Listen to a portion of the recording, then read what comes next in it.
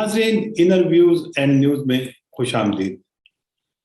नाज़रीन, आज हम अपने प्रोग्राम क्लैश ऑफ आइडियाज में पाकिस्तान की मौजूदा सियासत पर बात करेंगे। खासकर तहरीक अदम एतमाद का बहुत शोर है। बज़ाहिर तो अपोजिशन बहुत पुरुमीद दिखाई दे रही है कि वो इस तहरीक के नतीजे में तब्दीली सरकार को तब्दील कर देगी। दूसरी तरफ हुकूमती दावे भी अपनी जगह पर ये पता दे रहे हैं कि अपोजिशन के दावे धरे के धरे ही रह जाएंगे और ओपोजिशन जिसे 172 अरकान असम्बली दरकार हैं वो ये नंबर पूरे नहीं कर पाएगी। खैर, अब तो चंद दिन की बात रह गई है। इस्लामाबाद चलते हैं। हमारे साथ इस वक्त जो मेहमान हैं उनसे बात करते हैं। हमारे आज के मेहमान सरदार सिद्दीक खान साहब हैं जो बेल्जियम में काफ़ी लंबे अरसे से मुकीम हैं। उनका यहाँ की पाकिस्तानी कम्युनिटी में भी बड़ा मकाम है।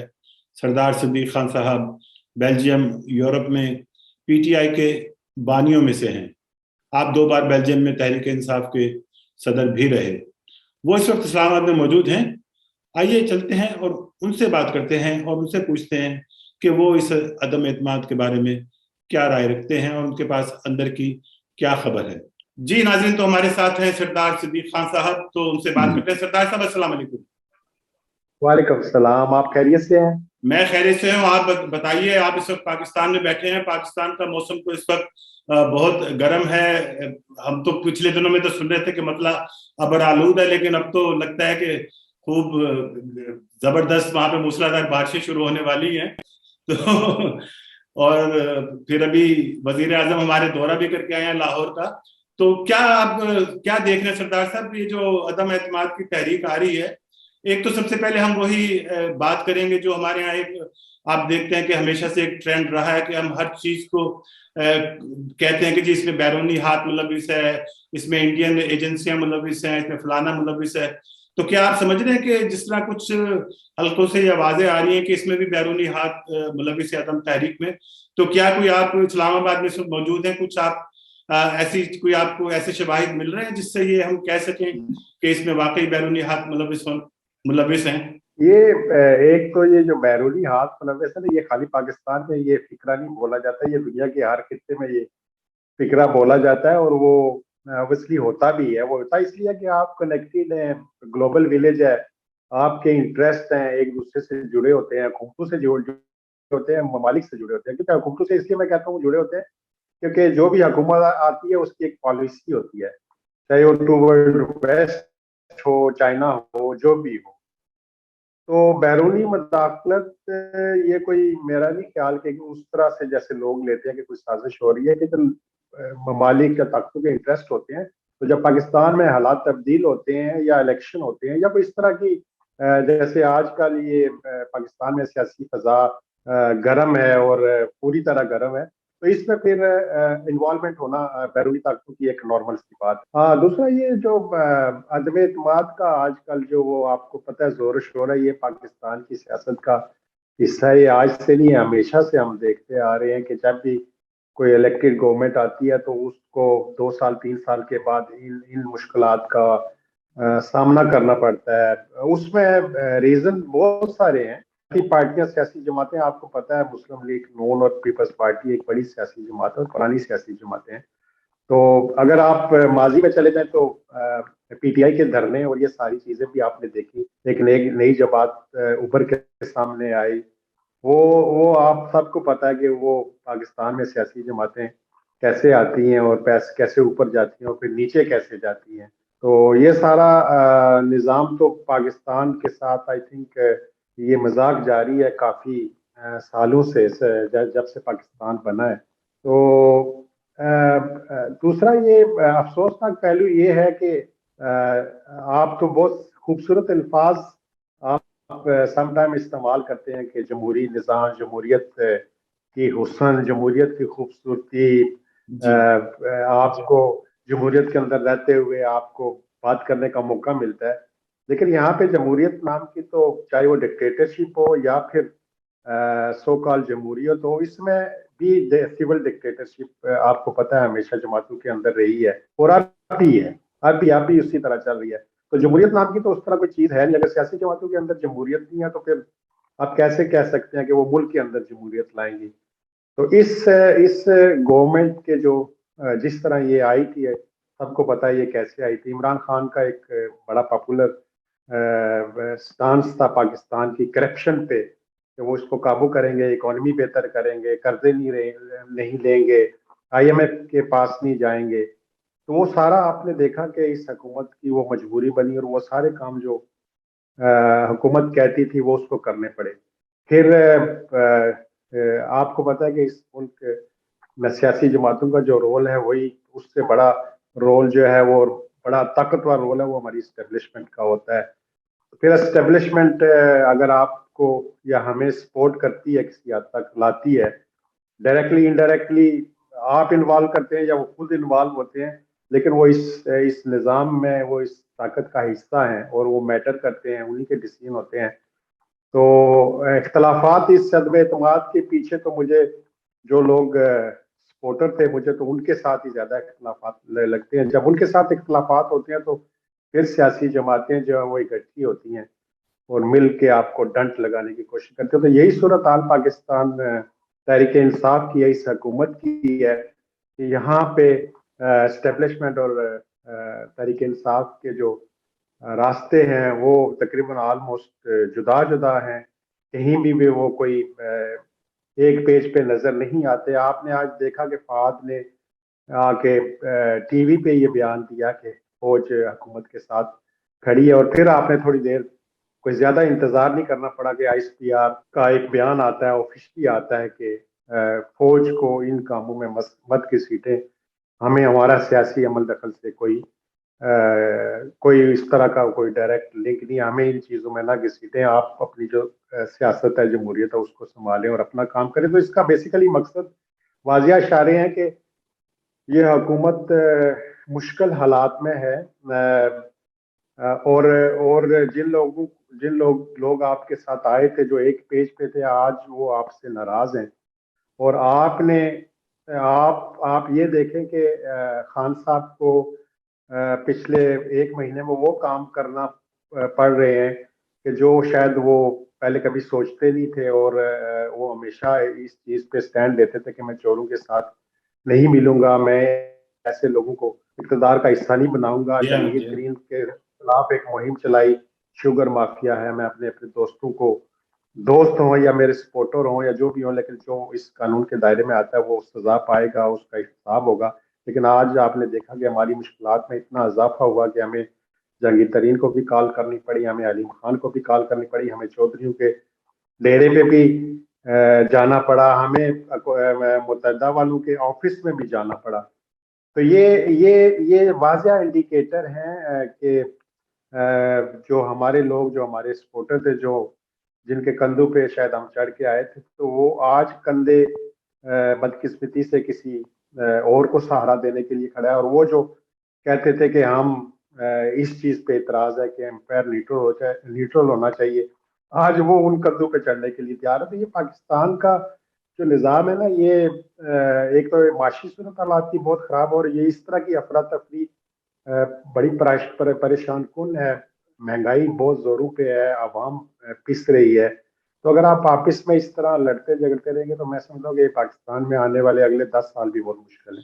तो जैसा आपने तो बैरूनी हाथ का तो इम्कान आपने तकरीबन मुस्तरद कर दिया, लेकिन इसके साथ जो मुझे तासुर आपकी बातों से मिल रहा है, तो आपका कहना यह है कि जो लोग इनको लेकर आए थे, आपका इशारा एस्टेब्लिशमेंट की तरफ है, तो आपका कहना यह है कि अब वो एस्टेब्लिशमेंट जिसको हम आजकल बहुत लफ्ज यूज हो रहा है न्यूट्रल, जिसको न्यूट्रल होने को मैं तो खैर नहीं मानता, क्योंकि मेरा ख्याल है कि अगर एस्टेब्लिशमेंट न्यूट्रल हो जाएगी तो फिर हो सकता है कि वो शायद हमारे मुल्क की सलामती ही खतरे में खुदा न खास्ता ना पड़ जाए।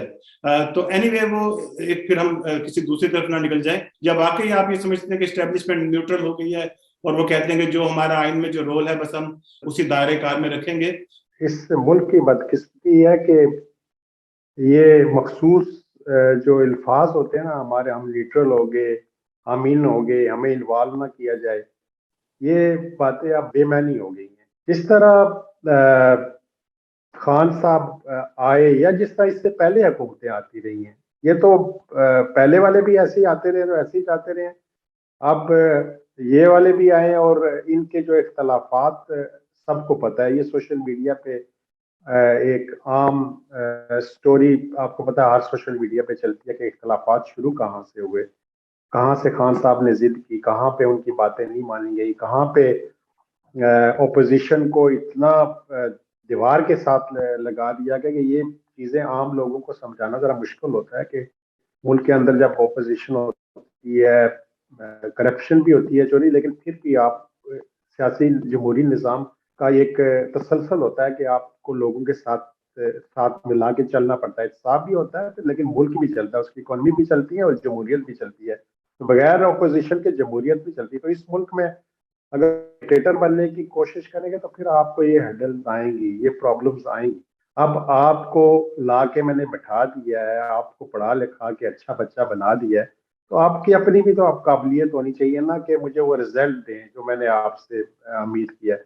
इस हुकूमत में इस पिछले 4 साल में एस्टेब्लिशमेंट पूरी तरह जो ना एक्सपोज हुई है, उस पे जो इल्जाम नहीं भी लगने थे वो भी लगाएंगे, जो उनके काम नहीं किए वो भी उन पे थोपेंगे। उसकी वजह कि आपने एक एक पॉइंट आउट कर दिया कि जी ये क्योंकि आए थे, क्योंकि वो थे, उन्होंने लाया था, उन्होंने किया था, ये जो सारी खराबियां हुई हैं आप इसके जिम्मेदार भी वही हैं। अगर आप पब्लिक में जाए ना तो पब्लिक जो पंजाब के अंदर हर दूसरा आदमी, ये काम रेडी वाला भी यही बात करता है। हाँ, अगर आप बहरे, अंधे, गूंगे बन जाएं और बेराग रागनी गाने शुरू कर दें कि सरदार सदीक जिंदाबाद, सरदार सदीक फरिश्ता है, सरदार सदीक ही तो सब कुछ है, ये गलत करे सही करे हम इसके साथ हैं, ऐसे तो घर में हो सकता है शायद वालिद साहब के साथ, लेकिन मुल्क का जो हुक्मरान होता है वो पूरे मुल्क का हुक्मरान होता है। उसकी आपकी नस्लों की, उस मुल्क की जो किस्मत होती है, उसका जो फ्यूचर होता है वो उसके हाथ में होता है। बिल्कुल। तो उसको किस तरह आपने डील करना, उसको आप खेल नहीं बना सकते। हर इस जमहूरियत का मतलब ये होता है कि रास्ता निकालना, वे निकालना। जैसे जैसे इमरान साहब ने रास्ता ही निकाला ना आबिद मेदवाद की, जब एक खतरा तलवार सर पे हमारे लीडर के लटकी तो उन्होंने रास्ता निकाला, जगीर तरीन को भी फोन किया क्योंकि वो करप्ट था, चोर था, फिर भी उसको फोन किया।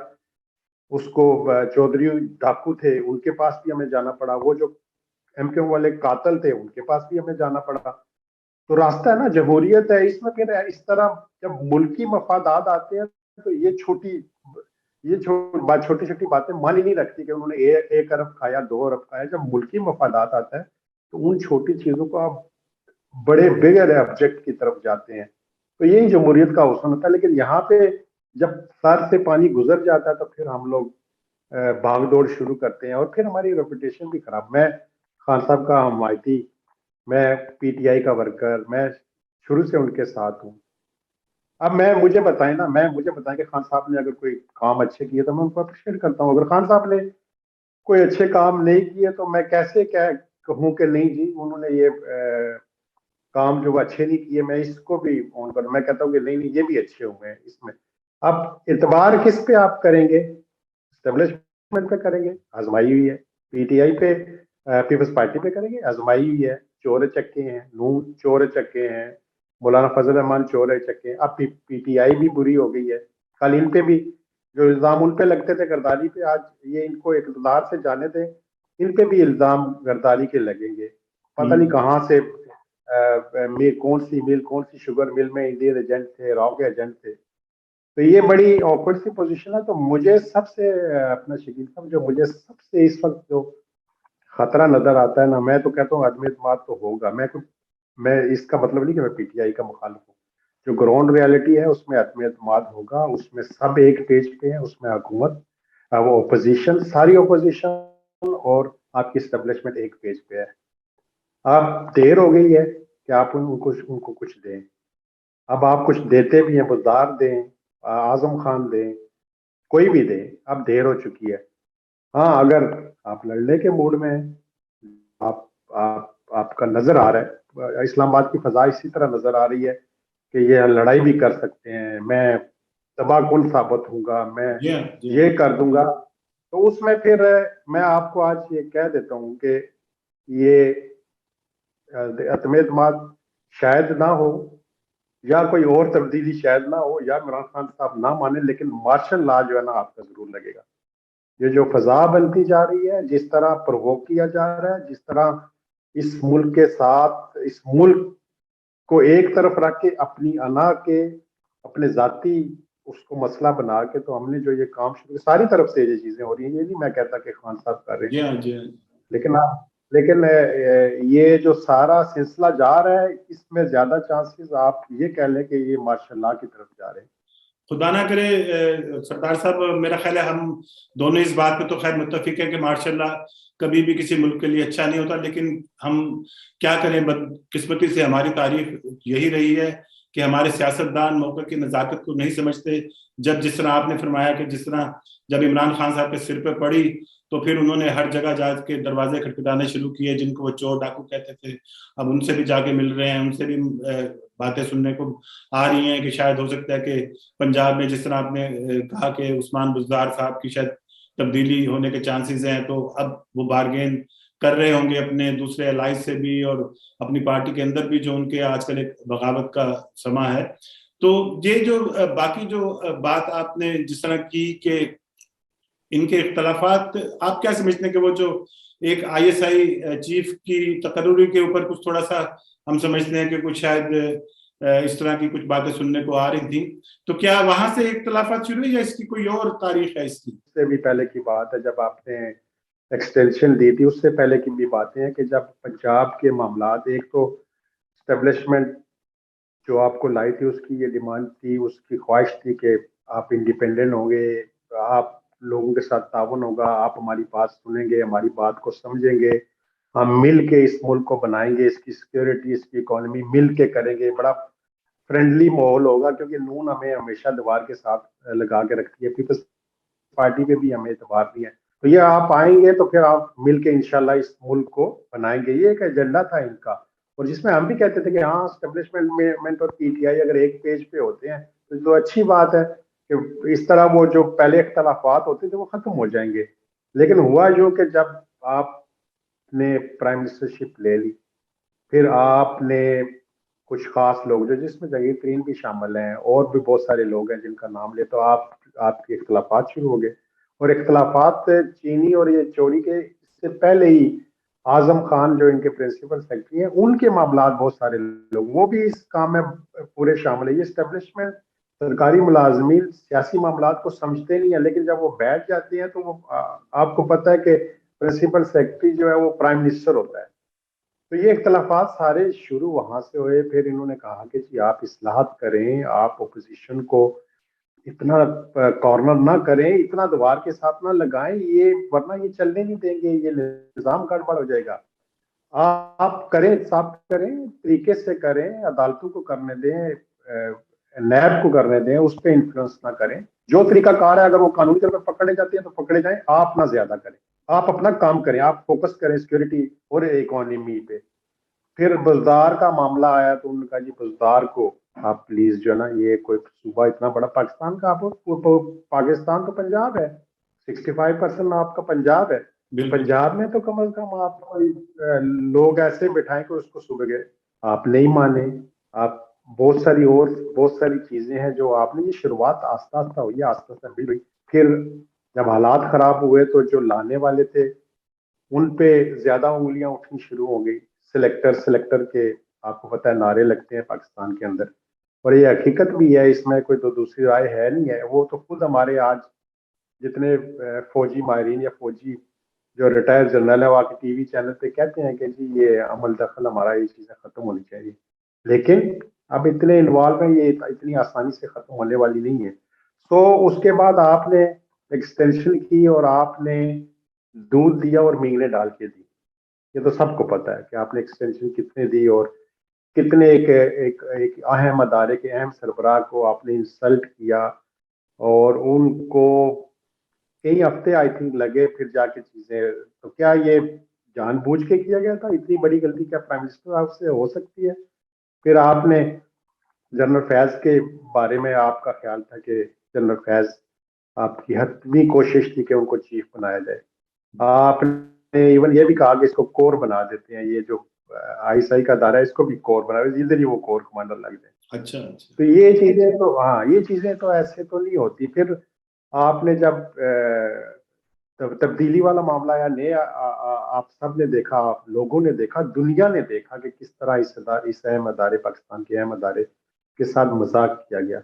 अब होल अदारे को देखें तो वो पाकिस्तान के बेहतरीन अदारे हैं। बिल्कुल। उसमें होता ही है कि सम टाइम आप बैठ के, मैं बैठ के, मेरा मजाज, मेरी ताकत, ये मैं समझता हूँ कि अदारों में भी ताकत को बैलेंस होनी चाहिए। ये जो वन मैन शो होता है हमेशा अदारों की और सियासी जमातों की one man show, Nawaz Sharif है या जरदारी साहब है या इमरान खान साहब है, वो अपनी सियासी जमातों की तबाही करते हैं। इसी तरह अदारों के भी अगर एक आदमी, चार लोग आगे बैठ के डिसीजन करना, पूरी हमारी स्टेब्लिशमेंट, मैं आपको बताऊं कि इतने इंतहाई प्रोफेशनल लोग हैं, उनके अंदर भी बेचैनी है, हमारी फौज के अंदर बेचैनी है, हमारे सिविल अदारों के अंदर बेचैनी है, हमारे सियासी अदारे तो किसी काम के ही नहीं रहे। उसकी वजह के आपने बल्दियाती इलेक्शनों से लेके पिछले 4 हुकूमत से आपने इलेक्शन ही नहीं करवाए, वो ग्रोथ, वो सियासी दिमाग आपने बनने ही नहीं दिया। इसीलिए हम सियासतदान बेवकूफ है, क्योंकि आपने उस निज़ाम को ना, सबसे बड़े तो दुश्मन ये सियासी हैं जिन्होंने उस जी हाँ, जी हाँ। निज़ाम को परवान नहीं चढ़ने दिया। तो फिर आप क्यों शिकायत कर रहे हैं? ये डिक्टेटर है, ये सब डिक्टेटर है, ये अपने एजेंडे पे आते हैं। ये जो कल सिलेक्टर कह रहे थे, आज उन्हीं सिलेक्टरों को वो कह रहे हैं कि जी ये न्यूट्रल हो गए। ये न्यूट्रल नहीं हो गए, ये हमारे साथ हो गए। जी जी, अगर न्यूट्रल हमारे होना साथ भी आ उनके गए। साथ, मैं समझता हूँ कि उनके साथ ही है, उन्हीं की मर्जी से ये सारी चीजें अगर वो करवा रहे हैं, तो मैं समझता हूँ शर्म आनी चाहिए। इस पाकिस्तान के साथ खिलवाड़ ना करें, इस पाकिस्तानी अवाम के साथ खिलवाड़ ना करें। कोई सीरियस पन होता है। नवाज शरीफ जाए। जी सरदार साहब, ये आपने बात तो वैसे बड़ी दुरुस्त कही कि इमरान खान साहब ने जो बातें कही थी, जो वादे किए थे, वो कुछ भी मतलब किसी भी चीज के ऊपर उसको वो फुलफिल नहीं कर सके। इवन उन्होंने इस्टेब्लिशमेंट को भी नाराज किया, उन्होंने सियासी जमातों को भी नाराज किया, और यहाँ तक कि उन्होंने अपने वोटर्स तक को भी नाराज कर दिया। अब जिस तरह वो मुझे याद है वो कहा करते थे कि हम प्राइम मिनिस्टर हाउस को यूनिवर्सिटी में तब्दील कर देंगे, गवर्नर हाउसेज को हम किसी को म्यूजियम बना देंगे, किसी को तालीमी दरसगाह बना देंगे। हमारे यहाँ आपको पता है ये छोटे छोटे ऑप्टिक्स जो होते हैं पब्लिक, ये पब्लिक में बहुत मैटर करते हैं। आपको इस तरह पब्लिक ओपिनियन बनाने के लिए बहुत सारी कुछ ऐसी चीजें करनी पड़ती हैं, जो कुछ मुश्किल फैसले करने पड़ते हैं। तो आप अगर ये छोटी छोटी चीजें ही अगर आप कम से कम एटलीस्ट आप अपने वोटर को ही रिटेन कर लेते, तो मेरा ख्याल है एक बहुत बड़ी सक्सेस होती। लेकिन वो बदकिस्मती से हमें भी यही महसूस होता है कि इमरान खान साहब ने तमाम मुहाजों के ऊपर, मेरा ख्याल है उन्होंने शायद लगता है कि अब तो मुझे भी कुछ ऐसा महसूस हो रहा है कि वो हर मुहाज पे शिकस्त खा गए हैं। उनके लिए पता नहीं, मुझे नहीं मालूम कि वो अब ये जो बातें कर रहे हैं ये उनको कितना फायदा पहुंचाएंगी। जो वो ये कल उन्होंने यहाँ तक कह दिया, एक साबिका सदर हमारे जो जरदारी साहब है, कि वो मेरी बंदूक की नोक के ऊपर मेरे निशाने पर हैं। मेरा ख्याल इस तरह की बातें भी बहरहाल प्राइम मिनिस्टर के लेवल के बंदे को नहीं करनी चाहिए थी। लेकिन बहरहाल अब उनको क्या कहा जा सकता है, वो पहले ही अपनी मुख्तलिफ स्टेटमेंट्स की वजह से हमेशा तनकीद का निशाना बनते रहे हैं, और उन्होंने मेरा ख्याल है इस 3.5 साल के अरसे में भी कभी भी अपने आप को प्राइम मिनिस्टर के तौर पर शायद नहीं समझा। मैं देखिए, मैं ये जरूरी नहीं कि मैं किस जमात से हूँ, वो मैटर नहीं करता। एक तो मैं पाकिस्तानी तो हूँ, मेरा पहला इंटरेस्ट पाकिस्तान होना चाहिए। मैं समझता हूँ कि ये ठीक है, आदमी एतमाद लाना करना जमहूरियत का हुस्न होता है, ये हर दौर में होता भी है। तो ये कोई गैर कानूनी काम नहीं है। बिल्कुल बिल्कुल। मसला मसला ये है कि आप एक हुकूमत को काम क्यों नहीं करने देते 5 साल। ये इमरान खान साहब के लिए भी लर्निंग है, और बाकी जमातों को तो आपने देखा कि 4-4 तो बारियां वो लगा चुके हैं। बिल्कुल बिल्कुल। तो लेकिन जब जब मैं कहता हूँ कि ये इमरान खान साहब के लिए लर्निंग है कि आपने भी 3 साल जो धरने दिए, वो मामलात किए, अब कह लें कि वो मफाकत अमल है जिसमें आप देख लें कि वो चीजें रिपीट हो रही हैं। जी हाँ, अच्छा, जी। अच्छा, वो रिपीट पहले भी करने वाले कौन थे और दोबारा करने वाले कौन है? आप पहले भी आप मोरे बने थे, आप कोई और मोरे बने, तो ये पाकिस्तान में सिलसिला इसी तरह चलता रहेगा। अवाम, मुल्क, मेरा ख्याल है सब ने जूती के नोक पे रखा हुआ है। अपने अपने इनके मफादात हैं, अपने अपने इनके बिजनेस है। हमारे सियासतदान, हमारे जागीरदार, हमारी इस्टेब्लिशमेंट, अगर आप करीब में इनके अंदर जाके देखें, तो मैं नहीं कहता कि वो गरदार होता है। गरदारी के डेफिनेशन इस तरह से मैं करूंगा कि हर वो अमल जो आप गैर कानूनी करेंगे, गैर आईनी करेंगे, करप्शन करेंगे, ये मुल्क के साथ गद्दारी ही होती है, बिल्कुल। स्टेट के साथ गद्दारी। क्योंकि आप उसको खोखला कर रहे होते हैं। गद्दारी का मतलब ये नहीं होता कि मैं इंडिया के हक में बयान दे दूं तो वो गद्दारी होगी, या इंडिया को कोई राज भेज दूं वो गद्दारी होगी। हर वो जो अमल इस मुल्क को नुकसान पहुंचता है वो उसको गद्दारी, वो गुनाह है, वो गुनाह कबीरा है। क्योंकि आप सिर्फ अपना अपना अपने घर का अपना नहीं, यार पूरी इस मुल्क का जो है ना वो सत्यानाश कर रहे हैं। तो वो सब माशाल्लाह मिल के कर रहे हैं, जिसमें मुझे भी मौका मिलता है, क्योंकि कोई कानून की बालादस्ती है ही नहीं। मैं एक आम आवाम हूँ, आम रेडी वाला हूँ, आम बिजनेसमैन हूँ, मैं भी पूरी तरह उसमें हाथ रंगता हूँ। तो मुझे तो फिर ऐसे लीडर चाहिए ना जो इस स्टेट को कंट्रोल करें, जो मेरे जैसे छोटे चोरों को भी कंट्रोल करें, जो जो छोटी छोटी चोरियां करते हैं। तो जब आप बड़े पैमाने पे बड़ी चोरियां करेंगे तो फिर मैं और आप भी उसमें हाथ रंगेंगे, फिर मुल्क में अनारकी पैदा होगी, फिर मुल्क वो आगे वो डायरेक्शन बढ़ ही नहीं सकेगी। खाली अल्हम्दुलिल्लाह कहने से, या आप कहेंगे जी अल्लाह मालिक है, अल्लाह उन लोगों का कभी मालिक नहीं होता जो खुद अपने फ्यूचर को डिटरमाइन नहीं करते और उस मुल्क के साथ मुखलिस नहीं होते। देखिए पाकिस्तान के जो जितनी मिशन है, जितने हमारे हमने देखा, आपने देखा, आप भी उस मिशन में रहे, बरअसल मिशन में रहे, हम यूरोप के सारे मिशन में जाते भी रहे हैं, कश्मीर कॉज के लिए भी काम करते रहे हैं। मैं समझता हूँ कि मैंने कभी भी पाकिस्तानी जो मिशन है या पाकिस्तान की स्टेट की पॉलिसी को कभी मैंने किसी जगह ये नहीं देखा कि वो पाकिस्तान की कोई एक पॉलिसी हो और वो उसको फॉलो कर रहे हो, ये मैंने कभी नहीं देखा। अब मैं ये नहीं कह सकता कि सफारतकारी ठीक नहीं हो रही या उनमें मसाइल है। मसाइल यहाँ से है, सिस्टम, पाकिस्तान का सिस्टम एक होना चाहिए। एक सफारतकार, आप लोग भी सफारतकार रहे हैं, कितनी मेहनत करते हैं, कितना काम करते हैं, और आप किस लिए काम करते हैं जी? पाकिस्तान का ट्रेड बढ़ाएं, FATF से हम जान छुड़ाएं, GSP प्लस को हम आगे लेके जाएं, पाकिस्तान का सॉफ्ट इमेज बनाएं, पाकिस्तान में जो ब्लास्फेमी के जो केसेस हैं, आपको पता, बड़ा प्रोपोगंडा होता है यूरोप में, और हकीकत भी है बहुत। प्रोपोगंडा तो ज्यादा होता है लेकिन हकीकत भी है, पाकिस्तान में ये चीजें चलती हैं। तो एक बयान श्री मजारी उठती है और एक बयान देती है तो सब पे पानी फेर देती है। भाई इतने गैर जिम्मेदार वज़रा जिनका फॉरेन पॉलिसी से कोई तल्लक ही नहीं है, शाह महमूद कुरैशी फॉरेन मिनिस्टर है, उनका काम है किसी भी चीज पे रिएक्शन करना, आके स्टेटमेंट देना या बात करना। तो यहाँ पे PTI की हुकूमत में मैंने पहली दफा देखा है कि हर वजीर जो है ना वो एक बयान दे देता है, उसको ये नहीं पता कि इससे नुकसान क्या होते। कहते जी हम बड़े बहादुर हैं, हम यूरोप से नहीं डरते, हम बड़े बहादुर हैं। भाई बहादुरी की बात नहीं है, ये मुल्क की मफादात की बात है। बिल्कुल। आपका मुल्क, आपके मफादात, आपका ट्रेड 75% यूरोप अमेरिका के साथ जुड़ा हुआ है। तो दुनिया में सारी में ऐसे ही चलता है कि ले और दो की पॉलिसी होती है, इंटरेस्ट की गेम होती है। इंडियन बड़ी इकोनॉमी है, ज्यादा इंटरेस्ट है, पाकिस्तान छोटी इकोनॉमी है, कम इंटरेस्ट है। तो इसी तरह सारा निजाम चलता है।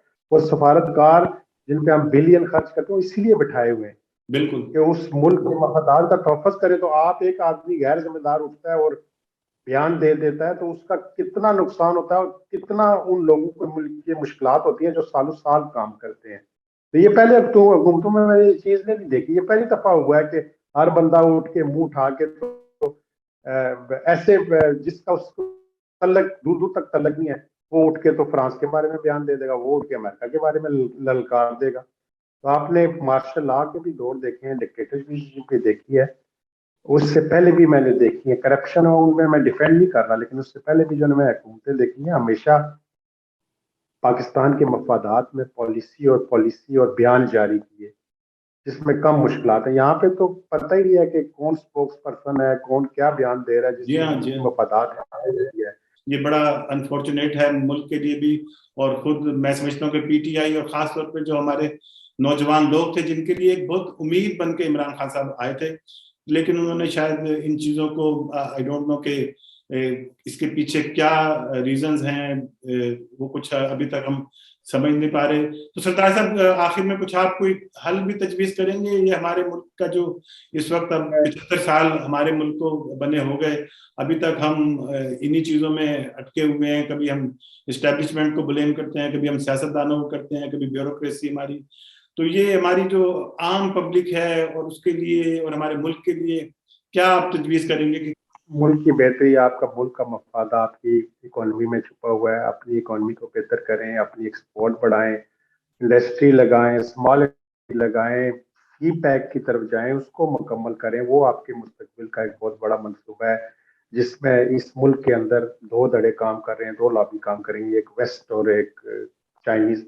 तो ये भी एक अलमिया है, ये भी हमारा मसला हल होना चाहिए। तो जब तक आपकी इकोनॉमी बेहतर नहीं होगी, जब तक आपका पढ़ा लिखा पाकिस्तान, आपकी खवातीन पढ़ी लिखी नहीं होंगी, बेहतरीन माएँ बेहतरीन बच्चे पैदा नहीं करेंगी पढ़े, इस मुल्क में ये चीजें रहेंगी, इसका फकदान रहेगा। और आखिर में मैं ये कहता हूँ कि मैं आज भी कहता हूँ कि ये जो को कि ये जमहूरी अमल है, लेकिन जमहूरी अमल सामने नजर आता है, लेकिन ये सरासर एक साजिश है जो इमरान खान के खिलाफ बोली जा रही है। उसने असूलों पे या जो भी उनकी अपनी सोच थी, वो प्राइम मिनिस्टर है, उस उनके पास ओनरशिप है, वो वो उनके पास पूरे इख्तियारात हैं कि वो किसको हटाते हैं, किसको चलाते हैं। इकॉनमी बेहतर होती है नहीं होती है, आप फैसला करने दें 5 साल के बाद आवाम को, आवाम फैसला करे। लेकिन क्योंकि मैं इसलिए कहता हूँ कि मैं इस अदम एतमाद का मुखालफ हूँ, इस वजह से कि ये अदम एतमाद कोई जमहूरी नहीं है, ये बाकायदा एक साजिश के तहत वही लोग, वही सारे लोग, वही टोला जो कल इन चीजों पे इमरान खान को ब्लेम कर रहा था, आज वही टोला उसी राहों पे, उसी घोड़े पे वही मामला तय करने जा रहा है। तो ये मेरे लिए शर्मनाक है कि मैं कहूँ कि इस मुल्क के सियासतदान कोई बेहतर फैसला कर रहे हैं। ये वही कुल्हाड़ी दोबारा अपने पाँव पे मारने जा रहे हैं जो इन्होंने पहले अपने पाँव पे मारी थी। तो एक के बाद एक की बारी, दूसरे की बारी, दूसरे के बाद तीसरे की बारी और चौथे की बारी ये आती रहेगी। ये सबका यही हाल होना है। तो मैं कतन इस अदम एतमाद का हमायती नहीं हूँ। ये हुकूमत है, ये सिलेक्टेड है, ये इलेक्टेड है, ये 1 करोड़ से ऊपर वोट से बन के आई है। इसी तरह नवाज शरीफ पीपल्स पार्टी एक हकीकत है, वो भी 1 करोड़ से वोट ज्यादा लेके अपोजिशन बने हैं।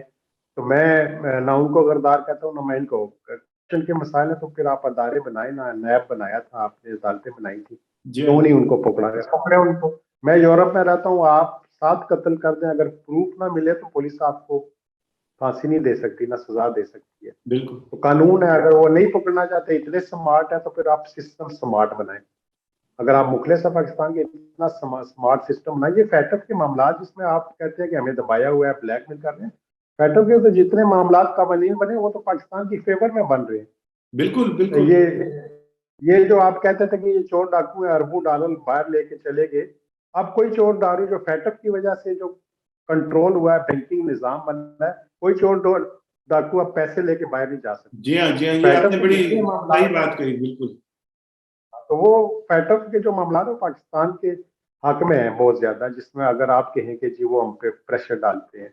आप अपना निजाम ठीक करें, अपनी इकोनॉमी बढ़ाएं, अपनी इंडस्ट्री बढ़ाएं, अपनी एक्सपोर्ट बढ़ाएं, सी पैक बनाएं, और ये गैर जरूरी मदाखलत सब पार्टियों की जो गैर जरूरी है, ये चोर और एक चोर बिल्ली वाला खेल है, ये हर दौर में खेला जाता है। उसको कंडेम भी करते हैं, उस पर शोर भी डालते हैं, उसके साथ लड़ाई भी करते हैं, और वापस आके फिर उसी खेल में शामिल हो जाते जी हैं। हाँ, जी हाँ, तो ये ये बड़ा शर्मनाक है सब। बड़ी बदकिस्मती रही हमारे मुल्क की कि हमारे वही चेहरे जो हैं बार बार वही मुख्तलिफ तरह के लिबादे ओढ़कर हमारे सामने आ जाते हैं।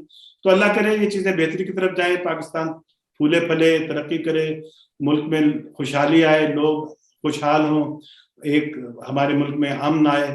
तो बहुत शुक्रिया आपका आज की नशिस्त के लिए। खुदा पाकिस्तान का हामी नासिर हो। फी अमान अल्लाह, खुदा हाफिज। अल्लाह हाफिज।